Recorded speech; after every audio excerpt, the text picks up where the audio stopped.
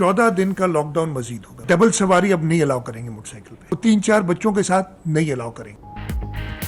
वज़ीर आला सिंध का अगले 14 रोज लॉकडाउन मजीद सख्त करने का ऐलान। प्लम्बर, दर्जी, हेयर ड्रेसर की दुकानें खोलने से रोक दिया। सबका SOPs पर इत्तेफाक हुआ। वज़ीर आज़म को मुबारकबाद पेश करता हूँ।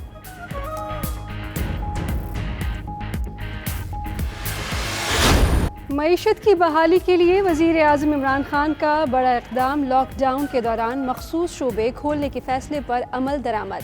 सनती पहिया चलना शुरू हो गया। फैसलाबाद समेत दीगर शहरों में कारखाने खुल गए। ऑटो स्पेयर पार्ट्स, ज़रई मशीनरी और दीगर आलात की दुकानें भी खुल गईं। टेलर्स, प्लम्बर्स, हज्जाम ने भी काम शुरू कर दिया।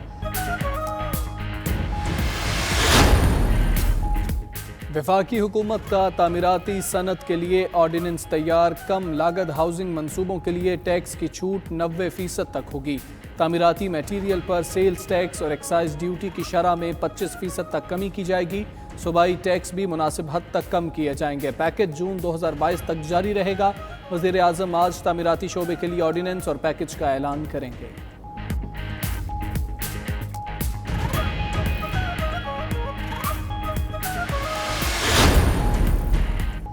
तमाम सूबे अपने फैसले करने में आज़ाद और ख़ुद मुख्तार हैं। फिरदौस आशिक अवान ने ट्वीट किया, कहा कि सिंध हुकूमत अपने सूबे के हालात के मुताबिक जो बेहतर समझे वो फैसले ले ले। उधर शहबाज गिल कहते हैं, कल से पीपल्स पार्टी ने यह तासुर दिया है कि वफाक ने उन्हें कोई फैसला लेने के लिए मजबूर किया है। 18वीं तरमीम के बाद आपके इन फैसलों का इख्तियार आपके पास है।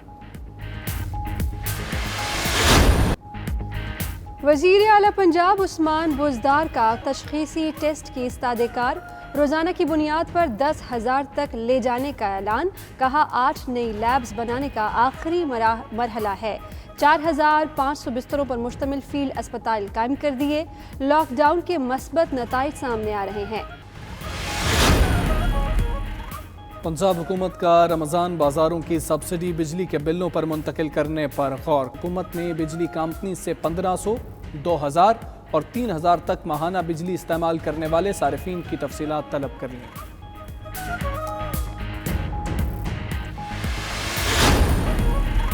दालों की कीमत में मनमाना इजाफा कर दिया।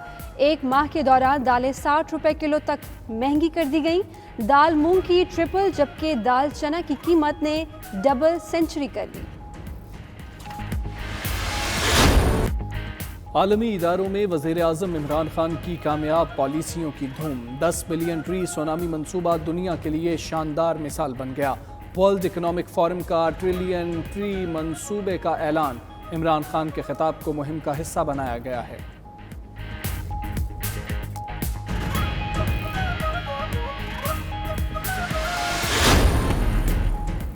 तेल की तलब में कमी, आलमी मार्केट में कीमतें मजीद गिर गईं। वेस्ट टेक्सास इंटरमीडिएट $2.30 कमी के साथ $20.11 फी बैरल पर फरोख्त हुआ।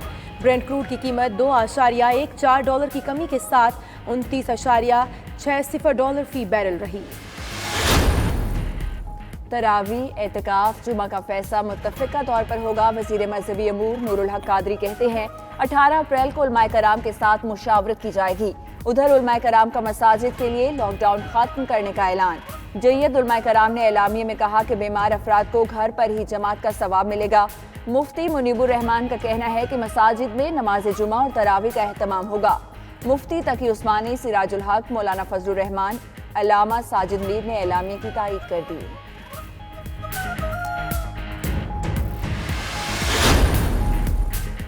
वफाकी वुज़रा ने सानिया निश्तर से इमदादी रकम का हिसाब मांग लिया। डॉक्टर सानिया निश्तर का प्रोग्राम से मुस्तफीद होने वालों का रिकॉर्ड देने से इनकार।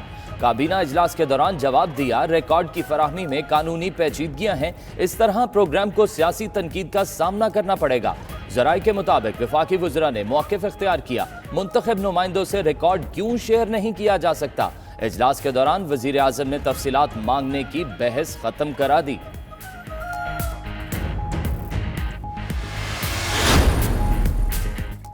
معیشت اور زندگی کے درمیان فیصلہ جلد کرنا ہوگا۔ عالمی مانیٹری فنڈ نے کہا صحت پر بے مثال طریقے سے پیسہ خرچ کرنا پڑے گا۔ میڈیکل سپلائی پر پابندیاں لگانے سے اجتناب کرنا ہوگا۔ ویکسین ایجاد ہونے پر غریب اور امیر تمام قوموں تک رسائی دینا ہوگی۔ قرضوں کی واپسی مؤخر کرنے کی اجازت دینا ہوگی۔ مسلم، سکھ اور مسیحی برادری ساتھ ساتھ، فیصل آباد میں بین المذاہب ہم آہنگی کی اعلیٰ مثال قائم۔ سکھ اور مسیحی برادری کے ارکان کھانا تیار کر کے مستحقین کے گھروں میں پہنچانے لگے۔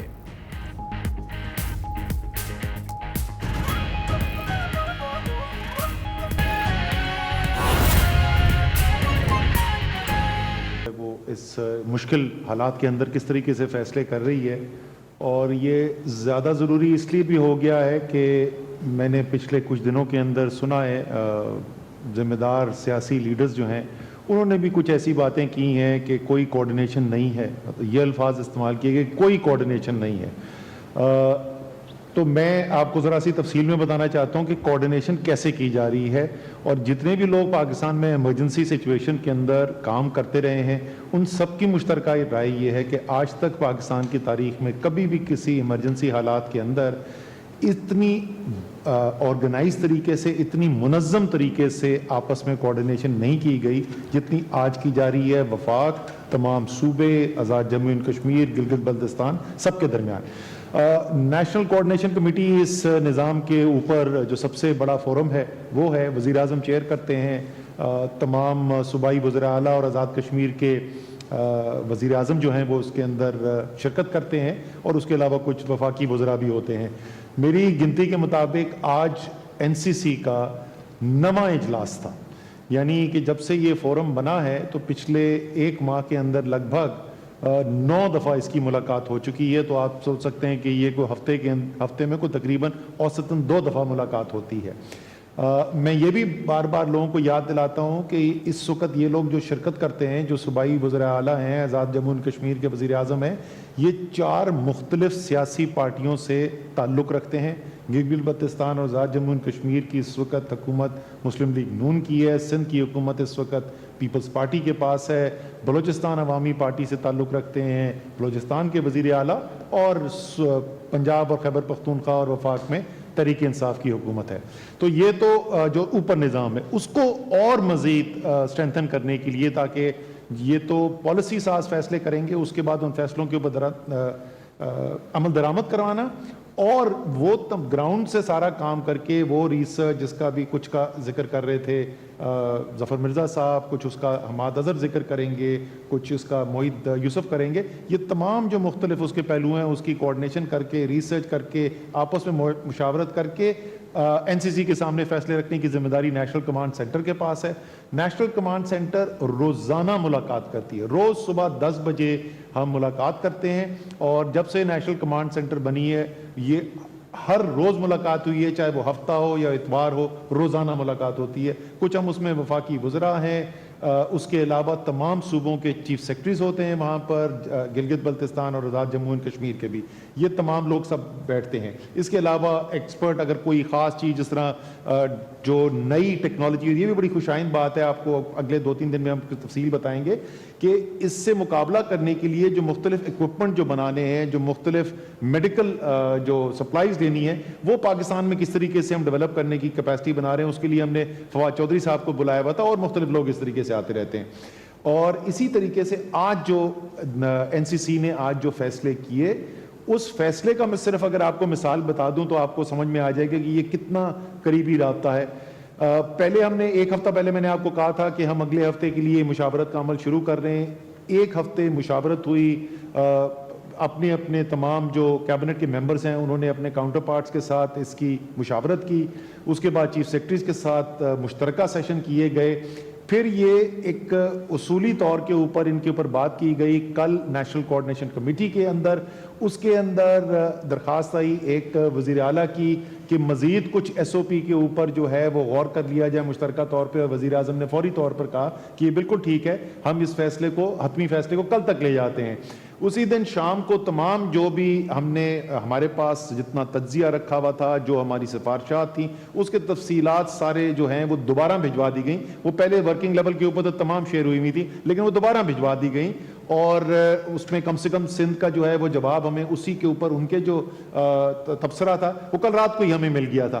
آج صبح کمانڈ سینٹر کے اندر جو میٹنگ ہوئی تو اس میں ہمارے ساتھ صرف چیف سیکرٹریز نہیں تھے